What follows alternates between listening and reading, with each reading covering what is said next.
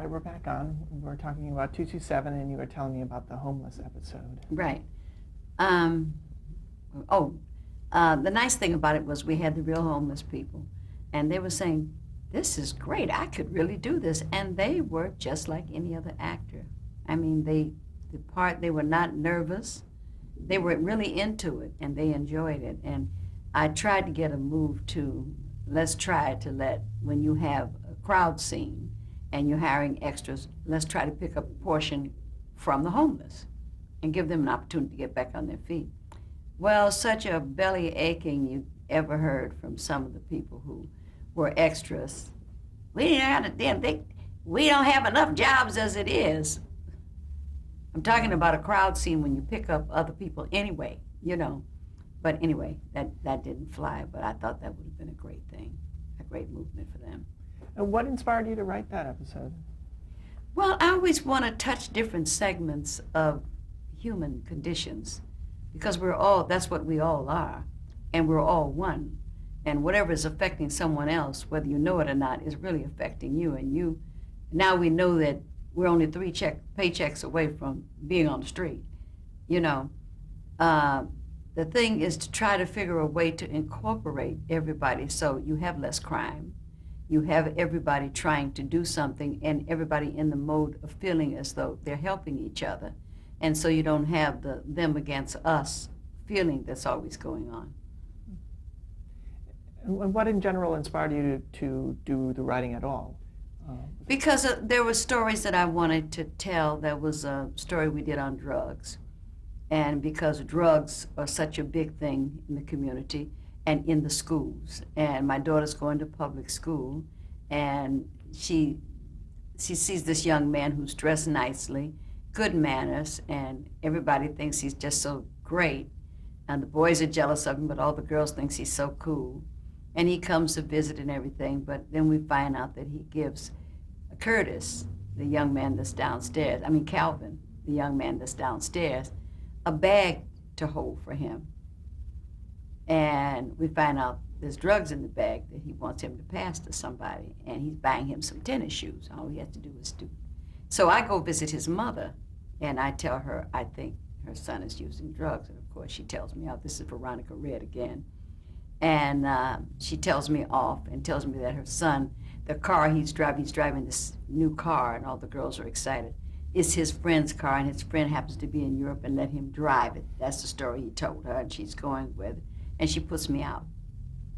So we're at a community meeting, you know, the community watch meeting, and she comes bursting in, crying, and her son's been shot and killed during a drug exchange. And she said, I've got another one at home. He's only 11. Tell me what to do. Somebody tell me what to do. And that's how we ended. Because they said, well, does he have to die? I said, yes, because that's what happens. They die. And we need to leave that message out there that mothers need to pay attention to what their children are doing. Then was there any how much resistance did you deal with in terms of, you know, it's a comedy show? And well, you see, I think comedy also can teach. And still, there can always be a message in with the comedy. Just like with the homeless, the fact that it's me homeless is the comedy. The things that happens to me is funny, and my reactions to them, and yet you're bringing in the message about the homeless. With the drug thing, it's the fun that's going on with the kids, and the fact that me and the mother are in an argument, and there's comedy lines there. But in the end, he gets killed, and that's how we ended with Food for Thought. Then we did one other, and it was about a young African boy from Ghana that I had met, and he was an Olympic runner. And he was running, he was in the Olympics, he pulled a hamstring.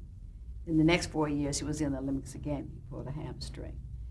And I got to thinking about how all these young people work so hard to get to the Olympics and nobody ever acknowledges them. They have to go 4 years. Now he never got the massages and things that he needed that a lot of the other athletes got. And he didn't have a trainer. So I met the trainer, he told me about the trainer, John, from UCLA. So I called John and asked John, would he train him and coach him? So he said yes. So he was doing that, and then I thought about writing a story. And so we had John in the story, and of course FloJo, before she made her transition. FloJo was our guest star because they wanted to be FloJo. I said, FloJo can be in it, but the message has to come from Willie, because FloJo is a star, and everybody expects her to say this, but Willie is a runner who represents all the other athletes in this country that never get any attention. So we put on a mock race, and of course Jackie is being carried around. Why she's being carried in a bathing suit when it's snowing and everybody's doing this, why, I don't know, but that's funny in itself. And so we put on a race, and the thing is, my daughter is a runner in school, and she didn't win, so now she don't want to run no more.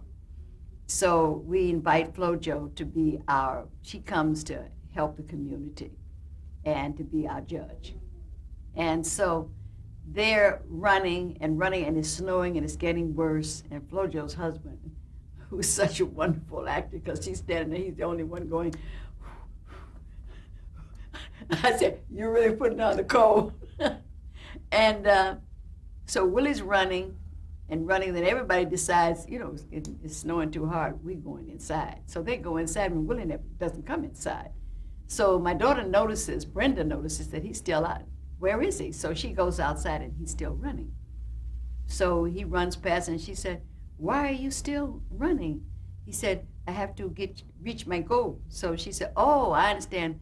You want to get the goal. The goal is important. He said, no, goal is good, but not the important thing. The important thing is to reach my goal. And he still had so many laps to go. And so she said he had half of them. If he had said, I got 5, she said 2.5. And he looks at her, and she starts running with him, and we end with them running. So I like to do stories that are food for thought for people, but are also fun. So in comedy, I think you can do that. Just as drama can have comedy moments, comedy can have dramatic moments. And what was the general premise of 227? The premise of 227 was these people who live in this apartment building, and the dynamics between the different ones. And of course, we have a senior citizen in there, and we have Jackie, the glamour one, and then we have the landlord who's not doing anything he's supposed to be doing. And then of course, we gave the building to Elena. They wanted me to own the building. I said, I will not own the building under any circumstances, because my romance with the people is that I'm one of them. And if you make me the landlord, I'm now the other side. And I said, and I don't know what that would mean, and I'm not willing to find out. So I refused to own the building, so we let Elena own the building, so I could have problems. Because once you take those challenges away, and it's the same thing Isabel had. Now she's the star of the show, and now she's the wife, and she has to act this way. She can't do all the crazy things that I do. Mm-hmm. And so you have to understand what your role is and what works for you. And so in 227, we brought Jackie in, and they wanted the show to be between me and Jackie. But I said it doesn't work, because Jackie is like Mae West. Jackie can do what she does alone. She can do it with a cat, a dog, a mirror, with a person. She doesn't need me. I am an ensemble player, so if I hit the ball to you, you got to hit it back to me. And then we got a game going. But if you don't hit it back to me, and we can't change the dynamic of what she does, because what she does works for her, and it works for us too. So, we just had the best of both worlds. Well, now you produced the pilot of the show. Did you produce the series as well? Well, I was uncredited producer. I was exec producer with all rights, courtesies, and privileges, whatever that means, and but no credit. But I took it anyway, because it was a great way to learn this business. And so I had a right to rewrite scripts and a right to okay them, and I had to approve a lot of things that went on, and so I did. And maybe they thought I wasn't going to do it, but I did. So I sat in on editing, because most editors, when you do 2 shows, they're tired after the second show. The actors are tired. They've already eaten. Their energy's not the same. And you got bright moments in the first show, and you lose them because you have nothing to cut to. And so what I started making them do was bring me the tape. And so we'd sit in my room with the director, and we get to see what the director is shooting. And the actors get to see, we're trying to cut to you, and you're not in the scene. You think the camera's not on you, so you're looking over here, but we need you to be staying in the scene and reacting because we need something to cut to. And so it started to work. It made the show really good, and people loved that show too. Can you talk a little bit about the casting, the original casting for the? Original casting was Regina King was in the play with me, but she was not my daughter. She was a little girl that lived down the street that plucked my nerves, talking and loud and carrying on. And Hal Williams was my husband in the play. Susie Garrett was my sister, my stepsister. She was in the play, but they took her. Brandon took her off the stage and put her in Punky Brewster. Now I was trying to get her for 227, so I hadn't met Elena. So I met Elena the day of the table read, and Ruth Brown had been in checking in with me, and so we were trying to get Ruth Brown. The network wanted Ruth Brown. The director wanted Elena.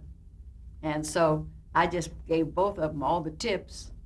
And when we got to the table read, we had both of them. And we went through it again, and Ruth lost her nerve. She saw Elena, and she lost her nerve. And they picked Elena. She didn't do what she had done before. And so they thought it would be funny to have her popping up and doing things. But I told her, we would hire her, we would have her on the show. But I told her, I said, you see how God works? You went and did this Broadway show, and you got the Tony for Black, and then you've been in Paris. So that's where you were supposed to go. You weren't supposed to be on this show. We always want to do things because we don't know what the big plan is, So anyway, that's how we got Elena. And the girl who had played my daughter in the show, everybody got to read. Sonia was now a little older, and they wanted her to be younger. And so we looked at Regina, and she looked like Hal.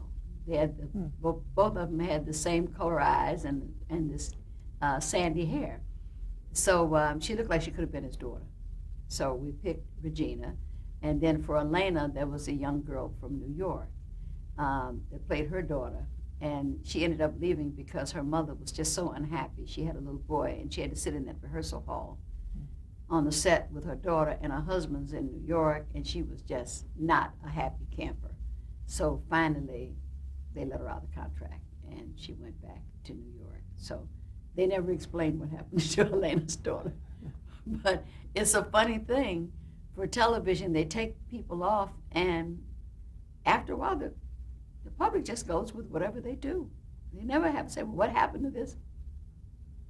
Where did you find Jackie for the show? Jackie came from New York also, I think. And yeah, she did come from New York. And she came in and she read for Elena's part. And then she asked if she could read for Sandra's part. Well, the network really wanted Cheryl Lee Ralph. And I love Cheryl Lee Ralph, but I said, she's not right for this part. And so, I got on their nerves because I was sitting in on casting. And I said, she's too polished. She just came off of Broadway. She looks like no one will ever believe she lives in this little raggedy building. Why would she be here? And Jackie came in. Jackie was a little overweight at the time. And she's talking in this baby voice. And she came in, and it was hysterical. And I said, that's her. So they said, well, she's over the top, so she'll probably only do 7 out of 13. She ended up doing all of them because she's very clever, and she's very funny, and very smart. And she's so funny that sometimes we would be doing a scene, and I'd have to say, I just have to laugh and say, come out the scene, and then go back. And she'd have to laugh herself sometimes. She'd do something that was so outrageous. we would both have to laugh and then take a breath and go back to the scene. But she's brilliant. What she does, she can do alone. So when you try to make two people with two different rhythms come together, it doesn't work. You know, she had to do it. It was great having her on the side as a separate story and let her come down and create problems for me. But then they decided, well, we don't need Elena. I said, you do need Elena, because why would I let this girl in my house? I wouldn't let her in. I said, I let her in because Elena brings her. Rose brings her down, and I open the door to Rose, and she's got her with her, you know. And then when I want to hit her, Rose gets between us so that I can't get to her. So it makes it fun. And so that's how we operated. What did 227 do for Jackie's career? Oh, I think it did tremendous things for her career. Number one, it got her seen. And of course, I had never seen the soap that she did, but I understand she was on a soap in New York. But I never got to see it. I forget what the name of it was. But she had already had some exposure. And when she came and did this, she went from the little overweight with the little hair to the long hair to a dynamite body, and the girl has great legs. And they dressed her in the tight stuff, and the men went crazy. The men would say, that Jackie. And she was just great at that. And I was sorry that she left too soon, and her pilot didn't work. But if she could have just stayed there for a while, we could have gone on. And then I told her, I said, you're going to get the spinoff, but you've got to stay long enough to take care of your people. You got to learn how to take care of them, because if you don't, everybody's hungry. And if we feed you, you got to feed us. I said, now, if we feed you, you don't feed us, we're going to eat you up. And that's the way it goes. But she left a little early. She wanted to do it, and she left, and they didn't really give her a fair shot. She only had one episode on her pilot. They should have given her at least 4. Give people a chance to see where she is, and give it a chance to grow. But they didn't really do that, so she came back. I wanted to ask you about some of the other individual actors. We've been talking about them, but if you can just say a word or two. Hal Williams. Hal Williams is a great dramatic actor and does not really care that much about doing comedy, but he was great. The men loved him because he was the kind of man that men like to be, and they liked that. All the guys really liked him. And so it worked, but he doesn't like to sit around if he ain't got the lines, just sit around, you know. And I said, now, when we're in a room, some people are talking and other people are either talking to each other or they're observing. But you're all in the show. Everybody's getting paid, okay? So that was the hardest thing, to get them to be in the room when they didn't have anything to say. What about Elena Reed Hall? Elena was a doll. Elena was used to being on Broadway. She's a singer and did musical comedy and did a lot of stuff on Broadway. Now she's in this role, and actually she thinks she's going to do a lot more, but when you get a character like Jackie, you're going to feed the stuff to her because she's funny. And Elena's job was not to be funny, but to be supportive, as Isabel's was to be supportive, not necessarily to have all the jokes. And so everybody wants the jokes, and they're not going to give them to you. And Jackie, she was a natural. So I said, I'm here to be funny. Jackie's here to be funny. So we had a meeting at my house. I said, kids, you guys need to be funny because we need the young energy. I said, Hal, you're here for support. Helen, you're here to be funny. So don't ask, how come I got to say that? You're here to be funny. That was Pearl.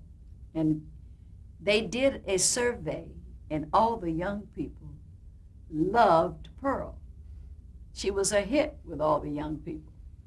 And so that was really amazing. Then Hal was told he was there for support. Elena was told she was there for support.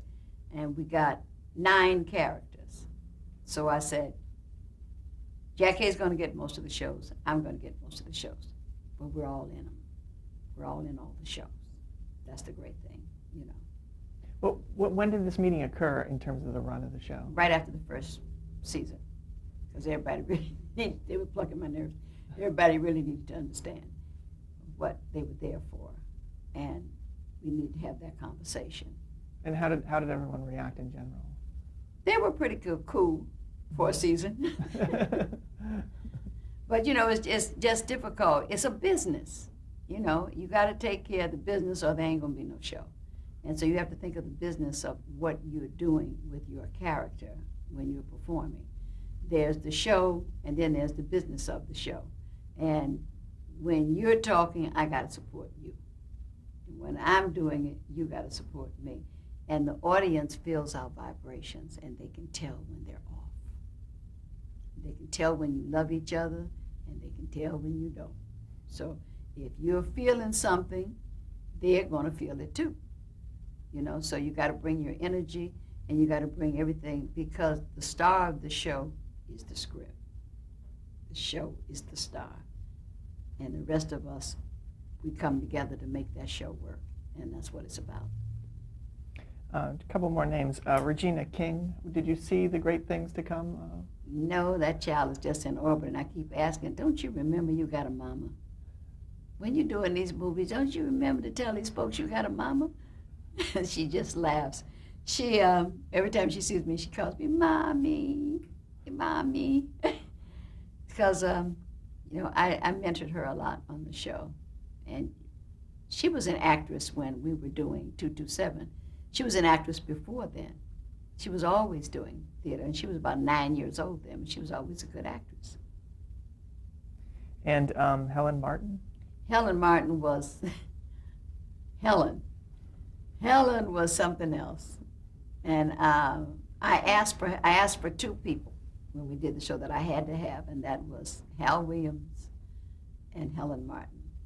We had a blind man in the play, and they didn't want the blind man. I said, well, we got to have a senior. We got to have somebody who's old enough to feel like they say anything they want to, when they want to, and they don't care how anybody feels about it. So that's Helen. So they didn't have any problem with that. I said, Hal, we have to have, because he's been my husband for 6 months on the stage. We already have a chemistry. And I don't know what that means in trying to find somebody else. I don't want to have the time trying to work into a chemistry. We got the chemistry, all we have to do is work out the lines now. And so they said they were very happy with that, so we got Hal. And then we got Regina, and that worked. And now Calvin had never done any acting before. He had been in a gang years before, and my daughter took him down, because we had a theater, and my daughter took him down to the theater and had him working at the theater. And they were doing props when we were doing 227. And the set almost fell. And she walked back there, and they were sweating and holding that set up with their hands. And so my son took him and coached him. And Calvin Curtis is a fast study. He would give him the inflections, what he's supposed to do with that, and he'd come and he'd do it, and he beat out all the professionals. And so we ended up with him, and he had a fresh quality that was really inspirational, and it was fun. I always remember the scene he did with Jackie when he thought that she was interested in him. And she was bringing him up to talk, and she said, Calvin, I like you. And I like you too. And he kept getting closer. And it was a hysterical scene because he was so innocent. I just loved his character. Him and Regina both. Did you get to bring in, from the African-American community, actors that you wanted to give work Everybody to, who was in that play had a scene on that show. Everybody who did anything in the play. They all got a chance to read for the parts. And they all got a chance to come in and as a guest and do something. And there were different people who wanted to get into the business, but who were actors, and I knew were actors, but weren't in the union. So I would help get them on as extras. And I'd say, now join the union, because I don't know if I can get you back on. And then the stage manager, he'd call people, and I'd give him a list of people that I wanted to call.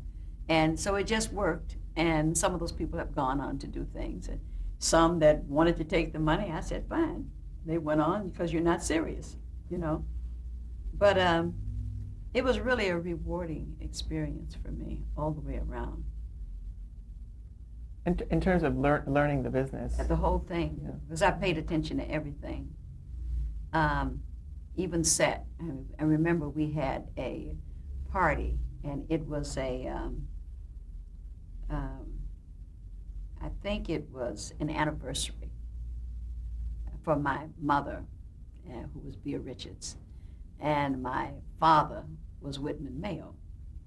And I looked, and all the gifts had the same wrapping. So I went to the set decorator, and I said, all these people would not have shopped at the same store. Oh, it's pretty, but it's not real. So he changed some of the wrapping. And he hadn't caught that. But there's different things. If you're watching everything, what's real, what's not real. And just watching it, you can tell. And I always pay attention to the sound man, you know, what he needs, what the lighting man needs. And because everybody's important.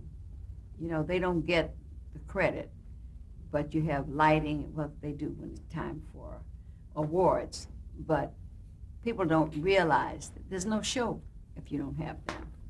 They're all part of it, and they may not get paid that way, but they're all very important. All the camera people, all the lighting people, all the sound people, the decorators, everybody has a role to perform.